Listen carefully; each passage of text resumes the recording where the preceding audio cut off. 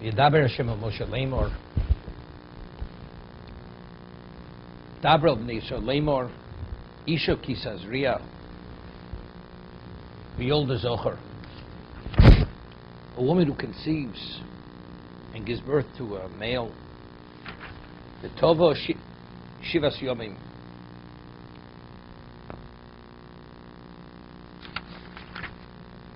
Isha ki Tazria v'yolda zocher. A woman who conceives and she gives birth to a male. V'toma shivas yomim. She's contaminated for 7 days. Kimei nidas dvoso titmo.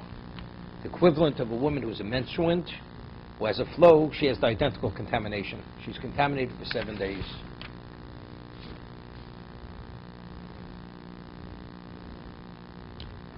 The Orach Chaim HaKadosh over here makes it a point. The Torah could have said, Isha ki yolda zocher. A woman who gives birth to a male, she's contaminated for 7 days. Why does the Torah have to speak about when the woman conceives? Isha ki Tazria. The woman who conceives and gives birth to a male. Why talk about the conception? The laws of which pertain to the woman who gave birth, it's based on, at the time of the birth, did she give birth to a male, did she give birth to a female? Why does the Torah have to discuss ki Tazria, what she conceives?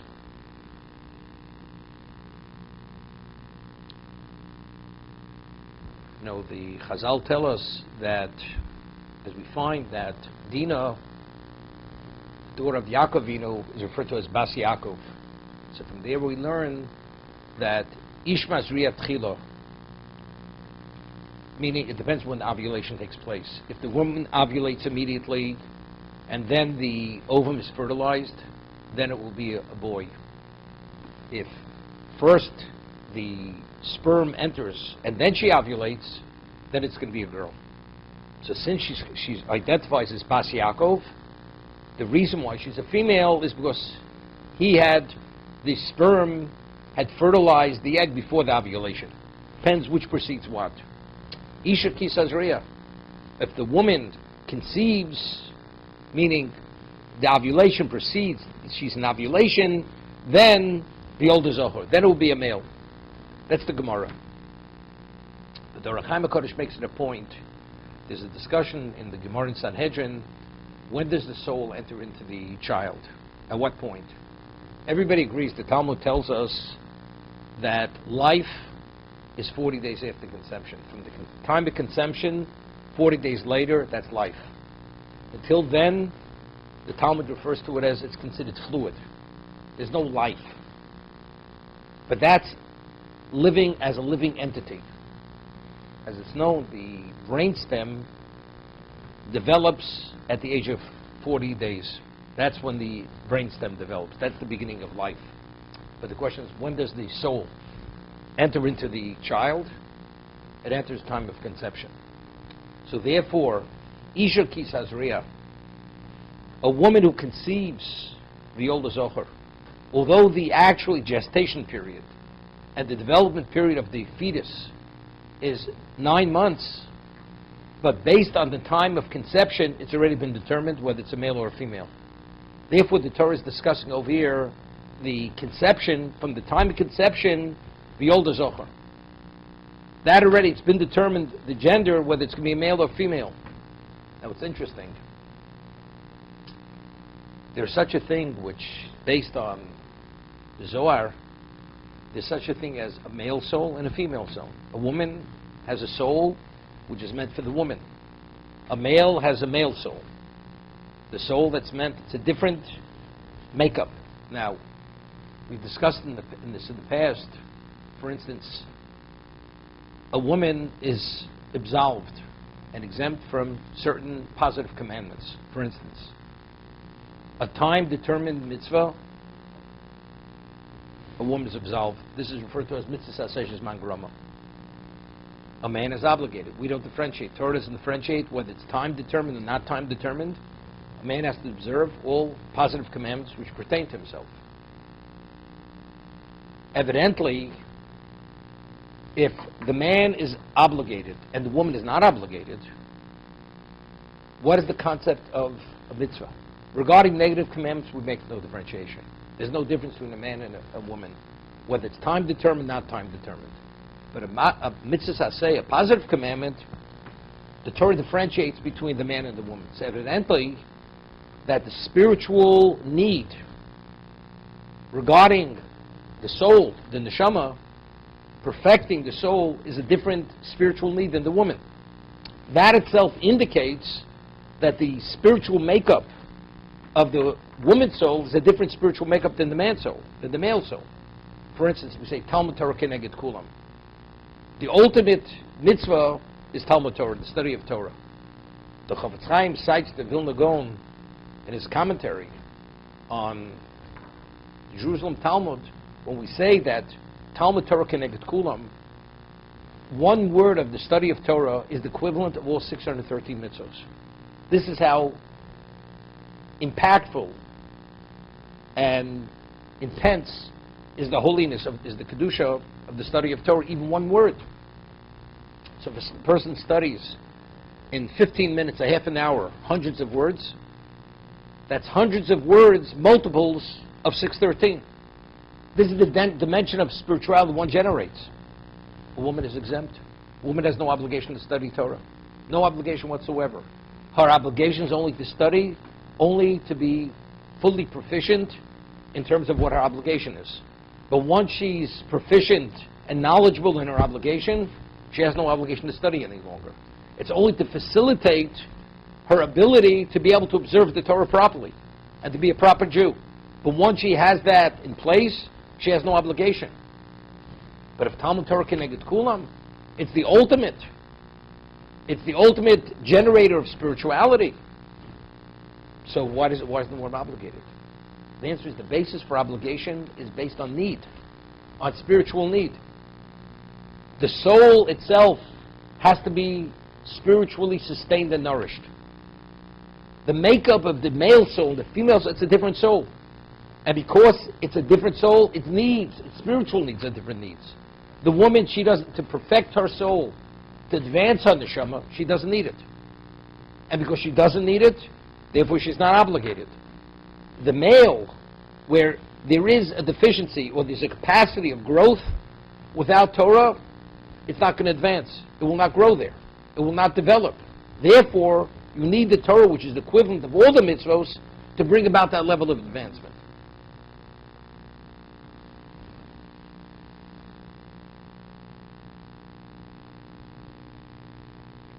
We find what is the value and the objective of the creation of a woman. Read the story of creation. Why did God create Chava? She was Ezer Kenegdo. She was the helpmate created to assist Adam in his objective of spiritual perfection. That's what is her objective. But ultimately, if she succeeds, is she a separate entity or she's one and the same? She's not a separate individual. In the spiritual sense, she's part of his spirituality. Chava, when she was created, she was taken from Adam, developed into another being, a female, that presented him as a wife. But initially, she's part of him. Their souls, the wife's soul bonds to the husband's soul. So therefore, in terms of what her need is not what the man's need is. But if, as being a helpmate for the husband, and she assists him to develop his spirituality, she's part of his spirituality. It's not a separate entity. In the physical sense, it's two people. In the spiritual realm, they're one entity, the husband and wife. So therefore, even if she doesn't study, but the Talmud asks, the Gemara asks, Noshim b'mazachion, women, if they don't study Torah, what's their merit ultimately to achieve and to advance to that level, to have relevance to that? So the Gemara says that she waits up late for her husband to return from studying. Giving her husband that sense of value when he studies Torah, that itself gives her a share in Torah. That she takes her child to the teacher to study, to be taught Torah, that's her relevance to Torah. But again, in terms of her spiritual development, she doesn't need it. but it's more than spiritual development. It's having that special relationship, achieving that special level of being able to cleave to Hashem. The way you cleave is through Torah. So even though she's part of his spirituality, but she's not the one who actually studied, nevertheless, that she assists her husband by giving him the moral support, she waits for him, she values him, she esteems him, and taking the child, that gives her relevance to Torah itself. So it's interesting. There's a famous Orach Chaim HaKadosh that explains that it's possible, is based on the Zohar, for a woman to have a male soul. It's possible such a thing should happen. And a male should have a female soul. If that should happen, the man will never father a child, and the woman will never conceive a child. Because the physical and the spiritual have to be on the same plane. The female has to have a female soul, and the male has to have a male soul. Otherwise, the woman cannot conceive, and the man cannot father a child to bring about conception. So it's interesting. The Mishnah tells us in Brachos, there's certain things we can pray for, certain things we're not supposed to pray for. We don't pray for miracles. If a person prays for something which is truly a miracle, it's referred to as tefillah shov. It's a prayer in vain. You know, a person prays that a piece of iron should turn to gold. It's nonsense. Iron's not turning to gold. You can pray from today forever. It's not turning to gold.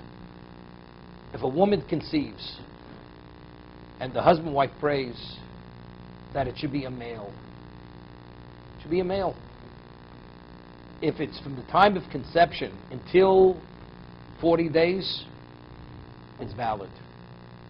Because then the gender is unclear. It could go either way. Even though we just said, Isha Tazria Tchila, if a woman conceives first, it's going to be a male. It doesn't make a difference. But it's not yet etched in stone. Until life comes about, which is 40 days, the gender is not fixed in stone. So it's a valid tefillah.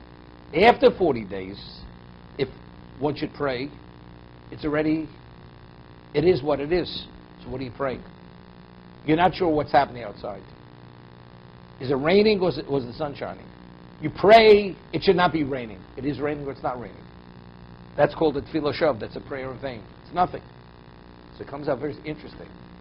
According to what we're saying, as the Orach Chaim explains, our Kodesh explains, when does the soul enter into the child? At the time of conception.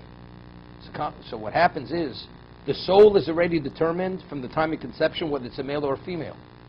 So if up to 40 days, which is physical life, we're saying it's a valid tefillah, and the gender could go in either direction, from female to male. So what happens is, God has to retract the female soul and replace it with a male soul, which itself is miraculous. It's a miracle. How is it possible? Nothing's beyond Hashem. But it's a type of miracle which is not something we call the equivalent of a Nes Golud. It's not like almost the equivalent of a revealed miracle. If life already is set in place, whatever the gender is, it is. That you can't change. But this is not, the gender in the physical sense has been set. In the physical. Because life is only at 40 days. Although the soul has to be exchanged. It has to be exchanged from a female soul, a male soul has to take its place. It's not tefillah shov, there's a valid tefillah. But we see over here, the Rachmi Shamayim, God's mercy, that if the person wants to pray, Hashem says, the door is still open for Rachmi. It's still open. You pray for the male, it's possible to happen. Although Hashem has to exchange the female soul with the male soul to replace it.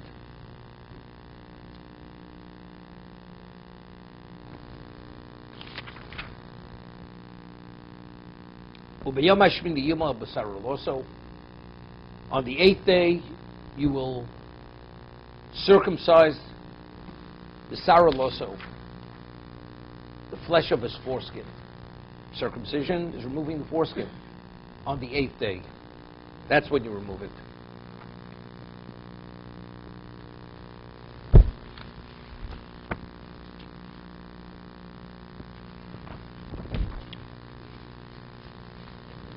Ubiyom Hashmini Yimos, the Vidya tells us, Ein ksiv shom shiotzi hatzos al hamilo.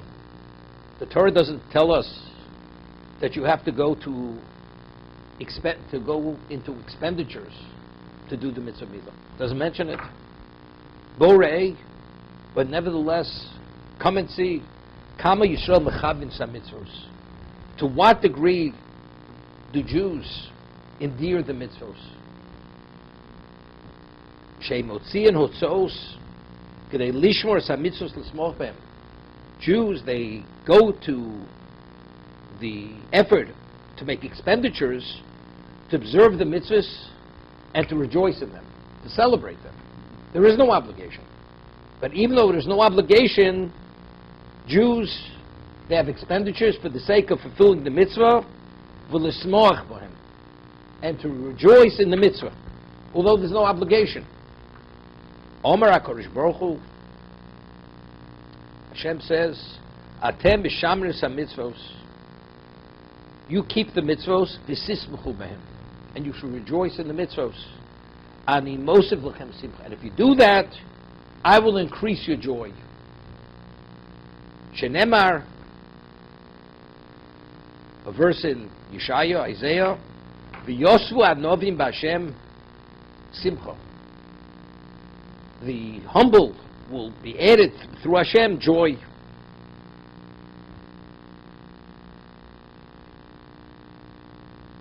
The two ways to understand. When God says, if you observe my mitzvahs and you rejoice in them, ani mosiv lachem simcha, I will add joy to you. Either can mean you will merit other joyous occasions.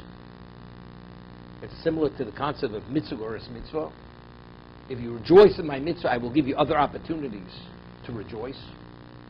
You'll be able to say shechianu and have good fortune in your life.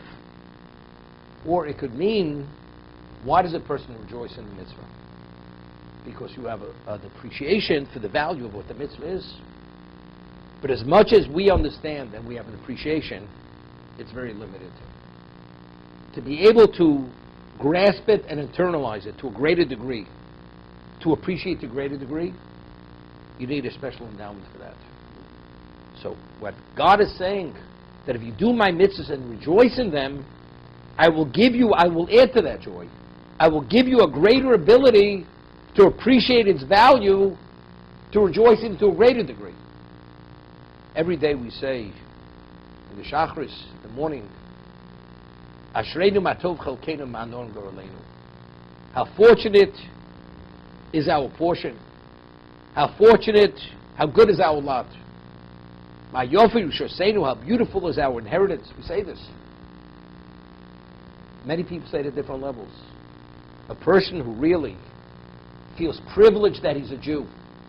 He feels privileged that HaKadosh Baruch Hu gave us a Torah. He feels privileged. So when you say, Ashreinu matov chalkeinu, fortunate is our share, our portion. How good is our lot. How beautiful is our inheritance. You say it with a feeling that you feel good, you feel fortunate.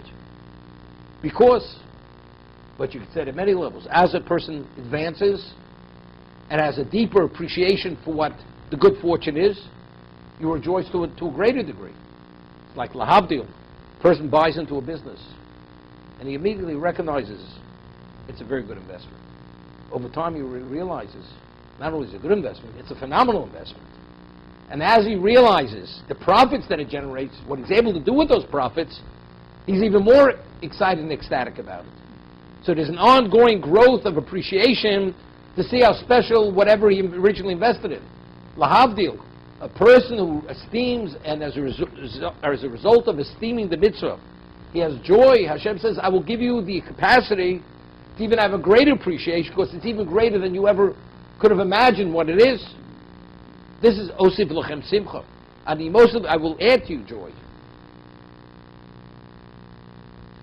It's the famous Ramban. The Ramban writes that we have the Torah is divided into two parts. Negative commandments, which we refer to as lo saseh, and mitzvah saseh, positive commandments. A negative commandment is, thou shalt not do. You're not permitted. So what is thou shalt not do? That's refrain. And what is mitzvah say? That's a do mitzvah. You must do. To refrain from doing something that you should not do. What does the person have to have? Fear. The person doesn't have to possess love. One doesn't have to have love of Hashem, of God, not to cross the line. But you have to have fear. Whatever level of fear is, whether it's fear of punishment, reverence, who am I to cross that line? God says no. I can't cross the line because God said no. So that's fear is enough. Reverence is enough, or fear of punishment is enough. Mitzvahs say, for that you need a little more than fear. You have to be motivated. Asay means that's do mitzvah. You must do. For doing, that already you need some degree of love. Mitzvahs asay is avas Hashem. This is the Ramban. Mitzvahs lo asay is yiras Hashem. Not to do, fear is sufficient. Because I fear, I refrain. I will not cross that line. But to do, to have, to be motivated sufficiently, whether it's sacrifice or whatever it may be, to do, that's Avos Hashem. Now, what's greater? Is Avos Hashem greater or Yiras Hashem greater? Loving God is greater than fearing God. Fear is, who am I to ask? Love is because you have an understanding of what God is to you. So Ava is greater, love is greater than fear. We have a principle which is derived from a source in the Torah. If you have a conflict between a positive commandment and a negative commandment, for instance, the Torah says that if you have a four-cornered garment, you must put tzitzis, fringes on the corners. And on those fringes, you must put tchelis. It's the blood of a certain type of creature, living creature. You must dye its string with tchelis, whether it's blue color, or green color, whatever the color may be. So now tchelis could only be applied to woolen threads, woolen fringes. Not, if it's made of another material, it cannot be applied. So let's say you have a situation, you have a four-cornered linen garment, made of linen. So the Torah says, it's four-cornered, you must put tzitzis with tchelis. So if you must put tzitzis dyed with this particular dye, that means you have to take wool and knot it, tie it onto the corners of the linen garment. But if you're tying it onto the corners of the woolen garment, what are you creating? You're creating a combination of wool and linen. Wool and linen is a Torah violation. It's a lo saseh. It's a negative commandment. It says lo silba shatnis. You're not permitted to wear a combination of wool and linen. But yet the Torah says you're permitted. So as you're performing the positive commandment, you're violating the negative commandment. So from here, the Talmud derives, quotes from this verse. We see from here, whenever there's a conflict between a positive commandment and a negative commandment, the positive commandment supersedes the negative commandment. So the Ramban says, why? Why does the positive commandment supersede the negative commandment? Because Avos Hashem, was demonstrating your love for God, is greater than Yiras Hashem. Than displaying your reverence for God. That's the reason why the positive commandment is always the overriding factor when you have a conflict between the positive and the negative. This is the understanding.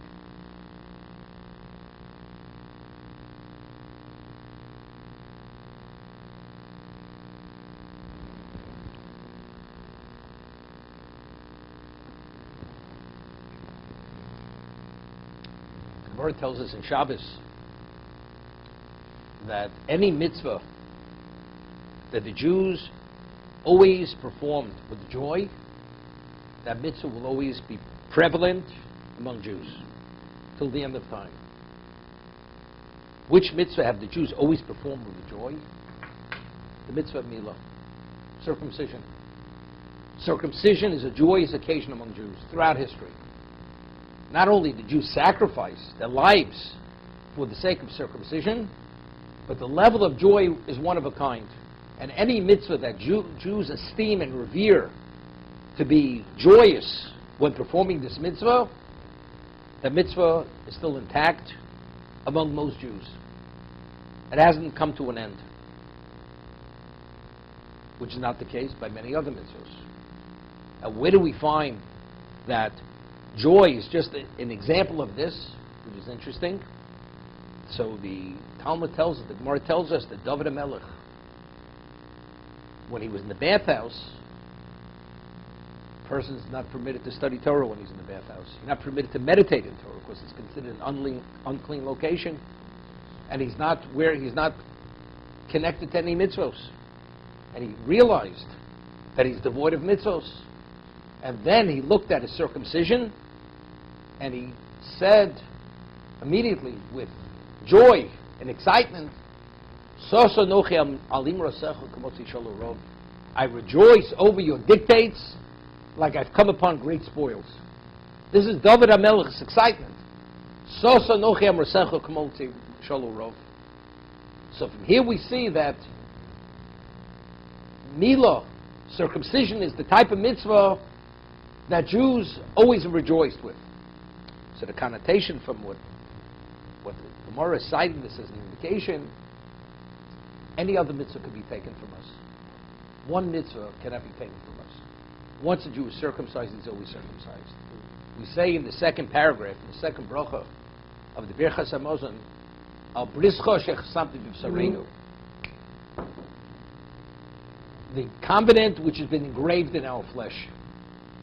Once it's engraved in your flesh, it's there. That's something they can't take from you. It's part and parcel. It's ongoing. That identity, that sign that we are Abdei Hashem, we're God's subjects. You know what it means to carry an insignia which cannot be removed from you. Your tzitzis can be taken from you. That's also. Your tefillin can be taken from you. But this is emblazoned indelibly on your body. This is the ultimate. To identify as God's subject. This is simcha, this is joy. So any mitzvah that Jews endear to such a degree, God says, there will be a divine assistance. That mitzvah you'll have an appreciation for it. It'll never come to an end. Other mitzvahs, unfortunately, Jews, they become acculturated. They don't see the importance of mitzvahs. And they let it go to the wayside, whether it's Shabbos, whether it's dietary laws, whatever it may be. Milah, it's being a Jew. A Jew has to be circumcised. But what's the great excitement? What is the great excitement of the Milah, of the circumcision? So in this week's reading, the Rechaim HaKodesh cites a Zohar. And the Zohar says that Adam, was created without a foreskin. He did not have a foreskin. God says to Adam, you can eat from all the trees of the garden, but one tree you're not permitted to eat from. Eitz Hadas Tov V'Ra, the tree of knowledge which is good and evil. Because the day that you eat of that fruit, you will die. What is the fruit? How's the fruit quantified as? Good and evil. Until that moment, Adam was pure. He had no evil within him. After he had ingested that fruit, he introduced evil into himself, into all humanity. Because Adam is the father of all humanity. The manifestation of that evil, how it manifested itself on the body, it manifests itself as a foreskin. The foreskin represents the evil. What is the foreskin? It's covering. It's a blockage. It's covered. So therefore that is the representation of the foreskin. It's not meant to be there. We know that evil and good cannot coexist. Especially if the evil is intermingled in the human being to such a degree. So what did God give us? He gave us a mitzvah that we're able to correct that defect. That although we're still subject to many things which have relevance to evil, but it's a correction that gives the Jew an ability to take control of his life, to have relevance to spirituality. We remove the foreskin. That represents the evil is removed. And when we remove it, what does that represent? That's God's insignia. We're emblazoned with God's insignia. And once you're that, emblazoned with that you're God's subject, now you have relevance to spirituality. You can have relevance to God. Of course, you identify as a subject. If that's covered, you don't identify with God. It's called Os Bris Kodesh. It's a sign of the Holy Covenant. That's a bris. Bris is a covenant. Covenant means it's binding for both sides. We're bound to God, and God's bound to us. This comes through. That's bris. That's the covenant. So by removing it, we have relevance to God. Without it, you cut off from God. It's interesting. We have many levels of liability. We have one level of liability which is referred to as the death penalty, which is classified as Misas Bezdin. We have a liability known as Kores. For instance, if a Jew eats on Yom Kippur, his liability is Kores. Eats or drinks on Yom Kippur, the liability is Kores. If a Jew engages in an incestual relationship, the liability is spiritual excision, which is Kores. But all the areas, when we speak about spiritual excision, it is always where the Jew has to actively transgress, being proactive in the negative. But the two positive commandments, where if you're passive, if you don't engage, you have that same liability. Spiritual excision, you're cut off from God. If you remain uncircumcised. As an adult, you're cut off from God. You're liable for spiritual excision, that person. If a person is able to participate in the Paschal Lamb, in the Korban Pesach, which is a positive commandment, if you don't, spiritual excision. When did the relationship with God begin? The day before, the last night in Egypt. The day we left during the daytime. The 15th of Nisan. What did we do? The 14th we slaughtered the Paschal Lamb. The 15th night we broiled it and we ate it.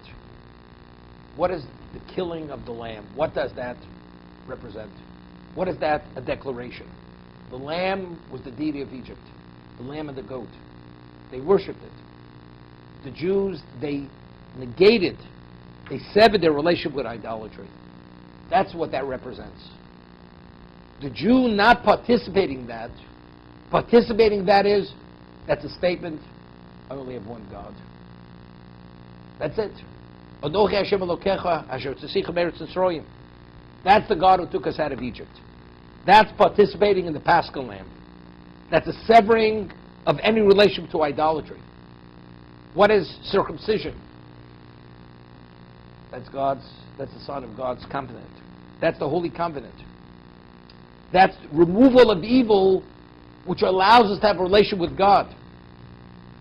If you have that blockage, you can't have the relationship.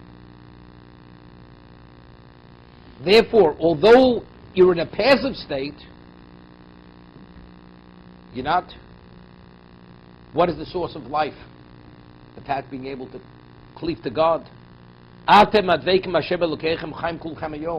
When you're able to cleave to God, you live eternally. Eternal. You're connected to the source of all life, of all existence.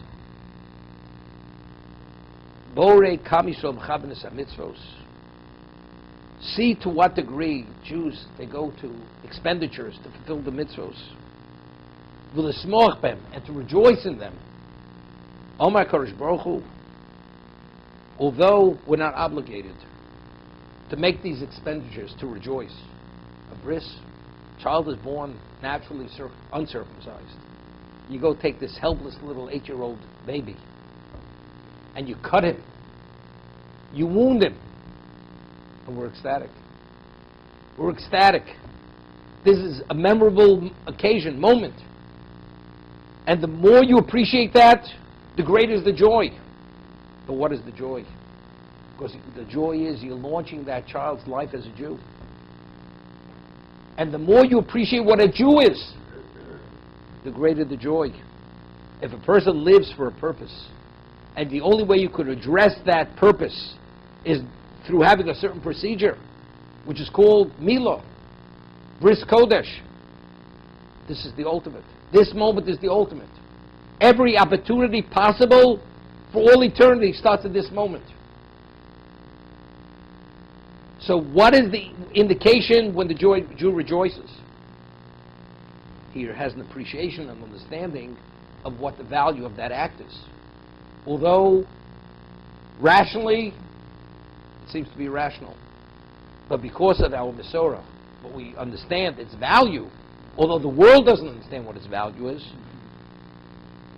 we're ecstatic. And we go, what does a person do when he celebrates? Whatever the cost is, we're happy to pay it. More than happy to pay it. Such an outlay. This is expenditure for joy, for the ultimate moment. This is the Ashreinu Batov Chelkeinu. We're fortunate. This is our portion. This is our lot. So Hashem says, if you go and you get excited about spirituality to such a degree, physicality, you win the lottery, even something which is not the ultimate number, the person can't contain his joy. A Jew should be joyous and ecstatic for spirituality. Hashem says, I will give you opportunities to have other occasions of joy. Or even within the context of this occasion, I will give you a capacity to even have a greater appreciation and understanding of what it is. It's interesting. You know, intellectually, we relate to many things that we believe. Baruch Hashem, we're ma'aminim b'nei ma'aminim. We're believers who descend from believers. We don't question it. We accept it as fact. But there's a difference between believing in something and accepting something and internalizing something. To internalize is another level. The Gemara says that a person who says Ashrei 3 times a day, he's a ben olam haba. He has a share in the world to come. He's a ben olam haba. He has a share in the world to come. Now, how does Ashrei begin? Ashrei yoshvei sech ot yalucha selo. Fortunate are those who dwell in your house. Any Jew prays every day.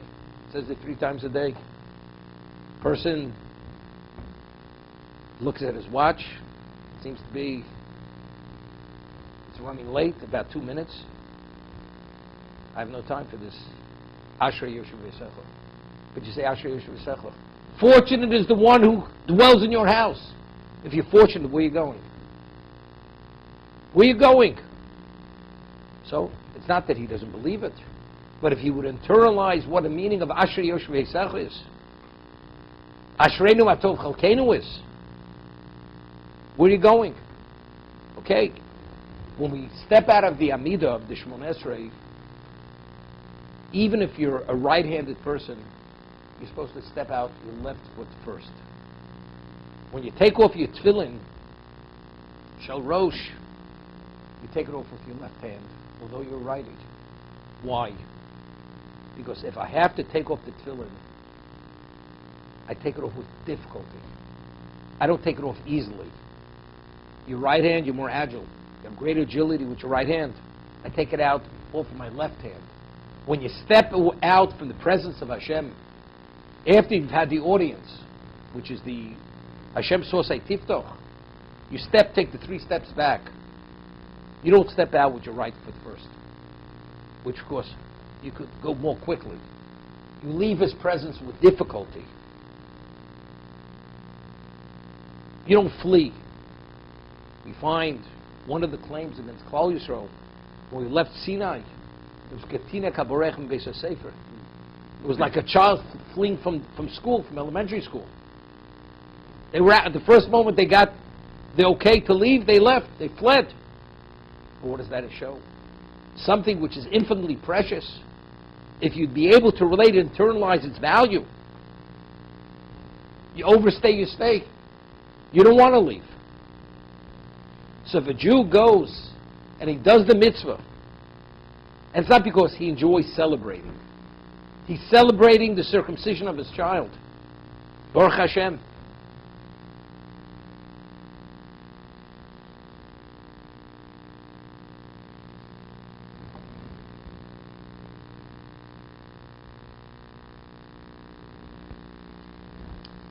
person names his child.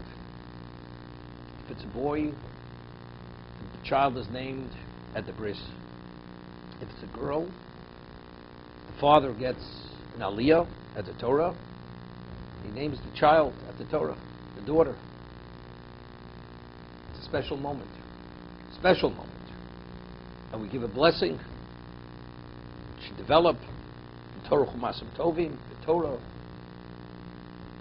for mitzvahs, good deeds, for marriage, the boy and the girl.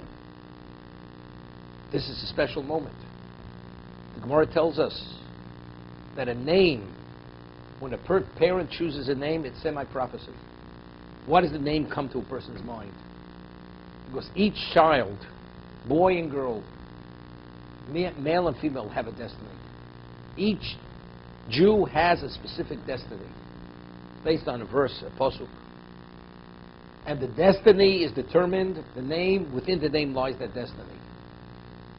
Therefore, when you name the child, the dynamic of that destiny is already set into motion. So what do we name our daughter? What do you name your son? The moment that representation of evil is removed from your child, only then you reveal the name. And that's when you name the child. Until then, before the child's circumcised, you don't even reveal the name. It's kept secret. Only the parents or whoever has to know knows it.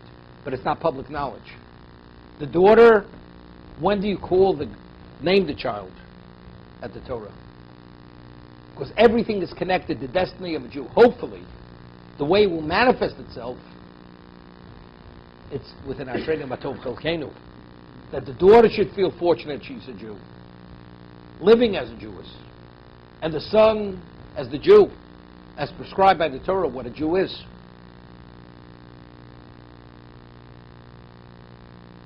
That's why we rejoice.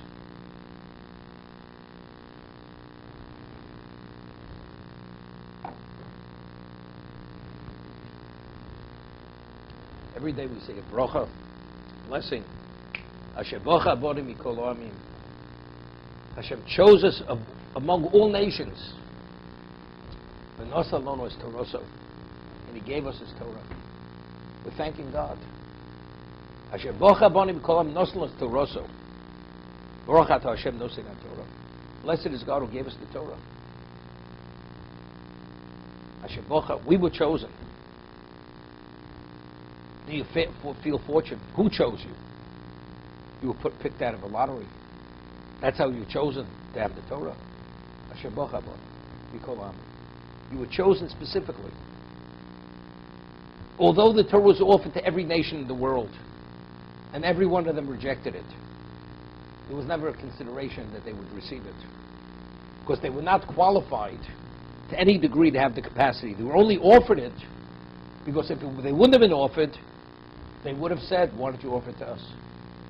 But we were chosen. By who chose us? God chose us. Who's God? The one who created the universe, all existence, specifically for this purpose. That's why He chose us. All creation was created for the Jew. But the Jew only has value if he fulfills the Torah. This is what we call the proving ground. This is the playing field. The playing field is this existence.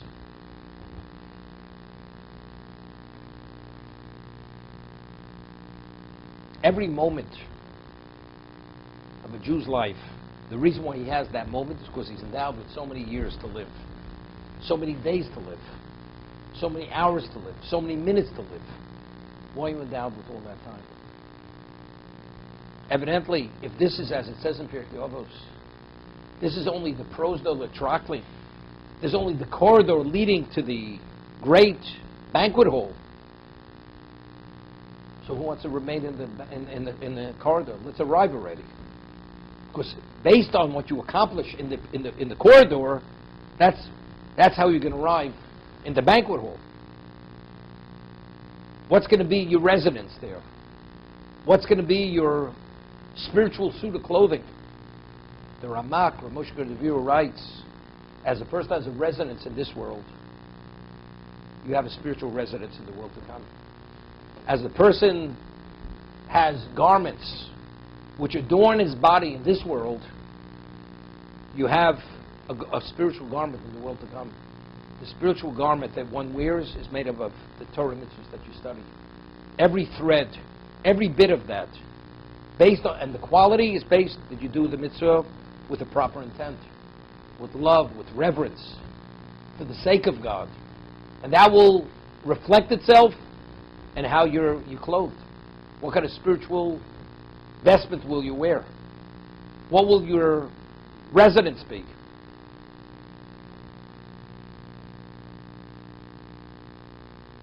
It's interesting, there's a medrash that you find by the building of the Mishkan, Kashetziv Hashem es Moshe. Every part of the Mishkan was as God commanded Moshe.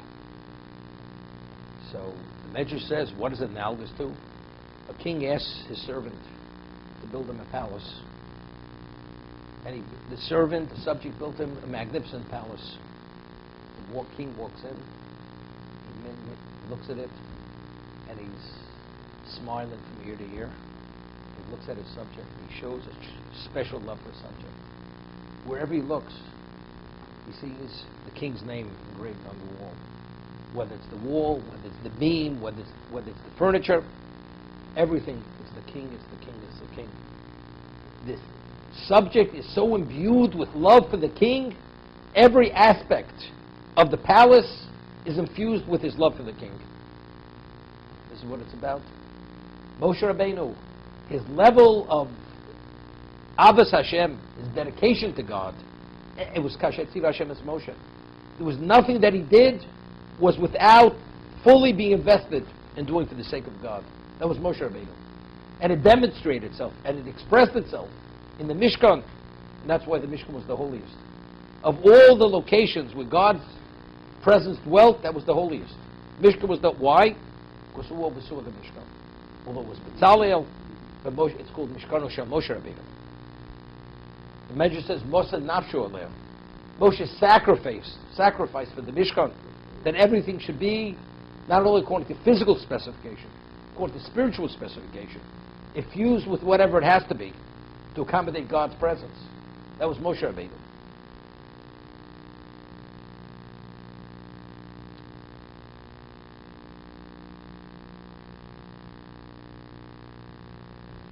This famous, we know that at a bris, that one of the greatest honor is to hold a child at the time of the circumcision. To hold the child at the bris while the child's being circumcised. The honor is called sandok. Sandok, that's the honor. So there's a famous position from one of the earlier commentators, one of the members of the Tosfos, says Rabbeinu Peretz, who writes that the one who holds the child, it's the equivalent of bringing the incense offering in the Beis HaMikdash. And the Mishnah tells us that any Kohen who participated in the incense offering became phenomenally wealthy. So therefore, every day where they would pick and choose the Kohanim who would officiate in various capacities, any Kohen who had previously participated in the incense process, he wasn't included in the lottery to choose who should, because he had his chance. He already participated. You have to have somebody else to give him a chance to become wealthy. So Rabbeinu Peretz writes that the person who holds the child on his lap while he's being circumcised is the equivalent of Ketores, of the incense offering. His lap is the equivalent of the Mizbeach. The Mizbeach. So why? What does the sandok have to do with the incense offering? What does that have to do with the Mizbeach? Now what's transpiring in this moment? What is korban? Korban, as we said, according to many of the early commentators, comes the word of korov, closeness. It creates an attachment to God. When you bring the sacrifice, through that, that's the medium through which we attach. We secure a relation with God. What are you doing for the child? By removing that foreskin, which represents all evil, what are you doing? You're giving this child the ultimate opportunity to address the purpose of his existence to be able to develop spiritually, to reach many spiritual horizons throughout his life, which will be the basis for his relation with God. So what is the Sandak? When the Sandak holds the child, what is he the equivalent of? He's the Mizbeach. He's the altar. He's the equivalent of the altar. So for being in that position, for being there for the child to have this ultimate opportunity, what does he deserve? The Ketores, that's the equivalent of the incense. So there's many discussions on this. Have you ever seen a rabbi? Rabbis usually are given this honor, accorded this honor. Chief rabbi in the community, whatever it is. Do you see them so wealthy? So there are many answers. Famous answer from Stipler, Chaim Kanevsky's father, Yibadol Mechaim L'chaim, is material wealth and the spiritual wealth.